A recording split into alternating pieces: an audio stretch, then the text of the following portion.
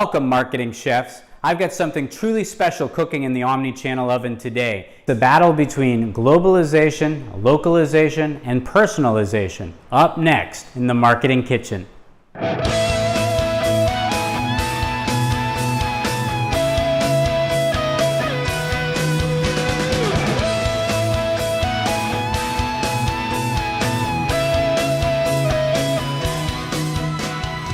Welcome to the kitchen, the Marketing Kitchen. Hi, I'm Ron Vining, your host of MarketingKitchenTV. Thank you for your question. If you'd like me to answer a question here on MarketingKitchenTV, all you need to do is go to the @MarketingKitchenTV on Twitter, use the hashtag Q&A, and I will answer your questions here.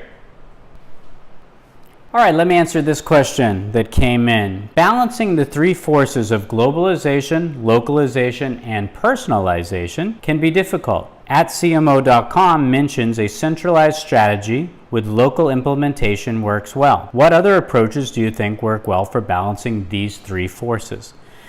All right, I've worked for a number of multinational brands before. When we talk about globalization versus localization and personalization, it all stems going back to the home office, okay? Who is the corporate office? Who is the corporation? And are they centralized or are they decentralized? This can be a bit tricky because each brand operates a bit differently or has a different approach to it. I'm not certain that you can say that one is right and one is wrong. For example, if I am an international brand, then I create brand assets. Those brand assets are typically the brand, you have the mission statement, you have the brand values, and you have products and you have services. So that's your international global brand. Then you want to localize that. You just don't ship everything out from the home office or the corporate headquarters.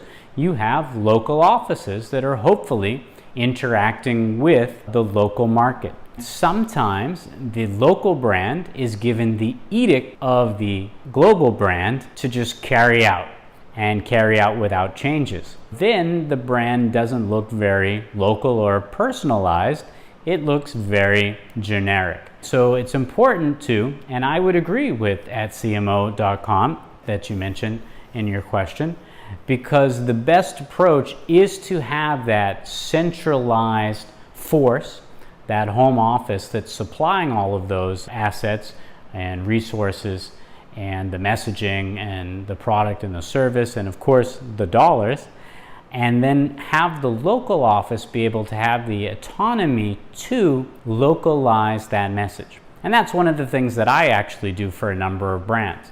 I work for a number of multinational corporations in Asia. What I'm asked to do, even though I'm non-Asian, I'm the interface. I've been in Asia for over a decade. Well, not Asian, I do understand the local market, and then I also understand the home office. What I help brands do is understand who the local consumer is, the nuances of the local market, and adapt the global messaging, global products, global services, global assets to the local audience. Sometimes we will create new resources and new assets wholly ourselves, but they must still adhere to the brand values. I think that is key. I agree with the approach, but I think what's essential is the understanding of the local market with the understanding of abiding by and localizing the globalized or centralized brand value, brand messages to that particular audience.